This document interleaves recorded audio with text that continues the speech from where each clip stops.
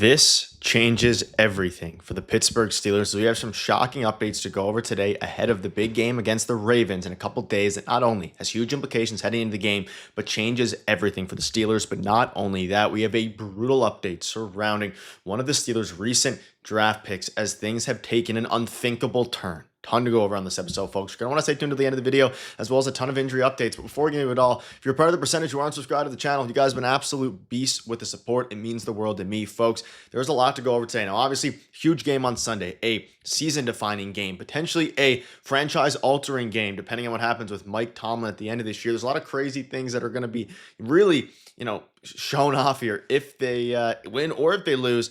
But I want to start with some bad news. Now, moments ago, you could see here, and we're going to dive into some other updates after, but Donte Kent, who was recently activated from his injury, opening up the 21-day window after returning to practice from his reserve/injured list on December 3rd, Steelers cornerback Donte Kent has sustained a new injury that will cause him to miss the remainder of the 2025 season.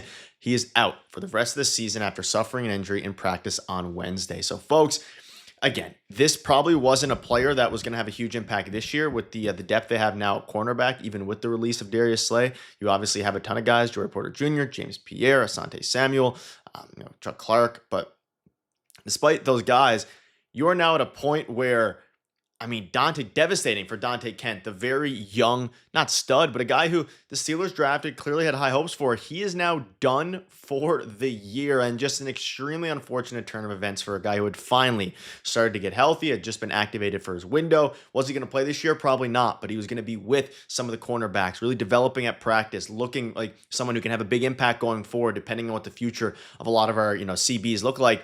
It sucks. It sucks. There's no other way to go about it. And the unfortunate reality here is we're not going to see him for the rest of the year and not even hear about his development in practice. So absolutely devastating stuff. Let us know down below, or rather let me know down below what your thoughts are on this brutal injury. Sad. Now, some other good news before we dive into some of the big stuff is that Joey Porter Jr. was at practice today after being limited yesterday with an elbow injury. And they need every cornerback they can get. They need everyone to be healthy for the game on Sunday. This is a season-defining game. And I mentioned in the intro there, a franchise-defining game because of the fact that there's a lot of people talking about if they lose and miss out in the playoffs this year, that this could be the end of the Mike Tomlin era. I'm not going to dive into that right now. The focus is the game in a couple days, but Joey Porter Jr. being back is great news. Jalen Ramsey being back after missing the last 2 days of practice is also great news. Him and Kyle Duggar have been a delight at the safety position. They've both been playing really well, and really an underrated acquisition by Omar, but very solid to have both of these guys back. And again, you're going up against, in theory, Lamar Jackson, but stay tuned until the end of the video for that.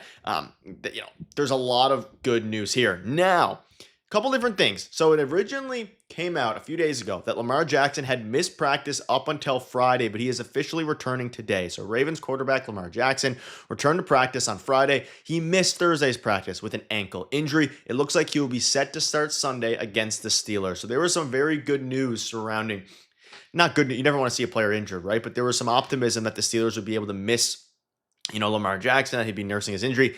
He's going to be good to go according to all reports on Sunday. You can see here from Nick Farabaugh, looks like it'll be Lamar Jackson against the Steelers on Sunday. And I like this because if they would have went out and they would have went up against the, the Ravens' second string quarterback or third string cornerback or whatever you want to, who, depending on who it was, and you win, I want to see the Steelers at full strength, which they mostly are, against, of course, and they're missing a few guys, but against, and no NFL team is really full strength, but against the Ravens at full strength, meaning their quarterback being there. Now, would it have been nice to miss out on Lamar Jackson? Yeah, obviously, he's one of the best quarterbacks in the league, but very encouraging that, we have a couple guys coming back, but also they're going to have to be ready to go. And you're going up against a very solid Ravens defense who has been injured most of the year. Now they're coming off of, and Lamar Jackson is coming off of a very bad loss against the Bengals. We know as Steelers fans, the Bengals are one of the worst defensive teams in the NFL, if not the worst, and they managed to run circles around Lamar Jackson, around the Ravens O-line.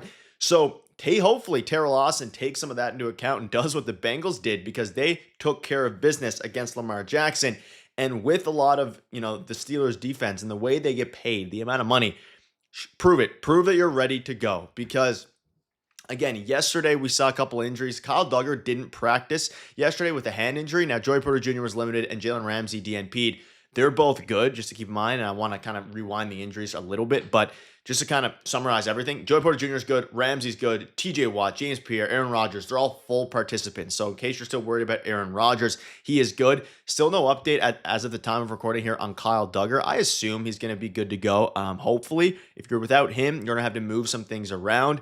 And actually, as of the time of recording here, there is some breaking news. So I literally just looked this up here as now. So Kyle Duggar is actually out. So he is going to be out against the Ravens, which is very, very unfortunate. So Kyle Duggar is not going to be playing on Sunday. So Chuck Clark is going to be starting against his former team. So that just came out moments ago. So Chuck Clark now is going to be getting the start, which also changes everything for a ton of reasons here. But very notable, very notable. Good thing. Breaking news on the fly for you guys. But yeah, no Kyle Duggar on Sunday. Just to update again, Joey Porter, James Pierre, all those guys are playing with no injury status.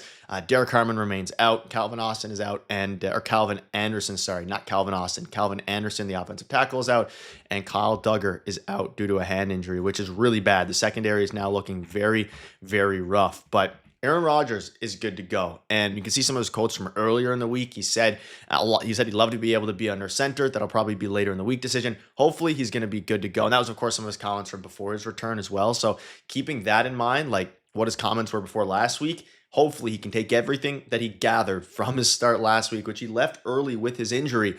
Hopefully he'll be able to be good to go. He is going to be starting Sunday, but I mean actually finish the game. Now, looking at it here, you can see here, there were some quotes that have been getting thrown around from a lot of different Steelers fans, Steelers writers, Steelers analysts, reporters. This feels like a much bigger game for Pittsburgh than it does for Baltimore, doesn't it? Breer said on the podcast, it just feels like with all the noise around them, it feels to me that this is sort of a tipping point for them. Maybe that's superficial. It might be. You know what I mean? It might not be reflective of the way people in the building feel, but they're sitting at 6-6. If they lose this one, it becomes a referendum on Mike Tomlin. So let me know down below. Do you guys think that this is a must-win game in the sense of course it is standings-wise and things like that, but do you think this is a defining game for the Mike Tomlin tenure? At the end of the day, they've rode with Mike Tomlin for almost 2 decades now. They're obviously going to continue to.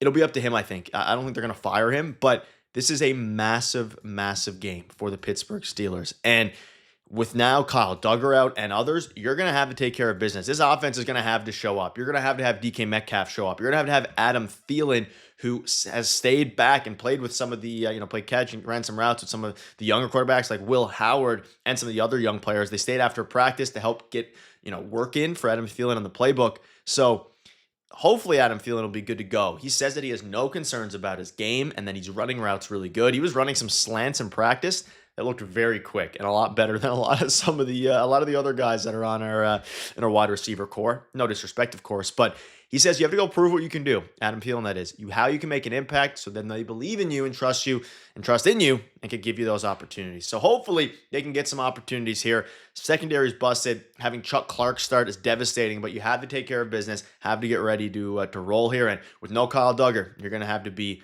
ready to go. Next man up mentality. Hopefully they can take care of business.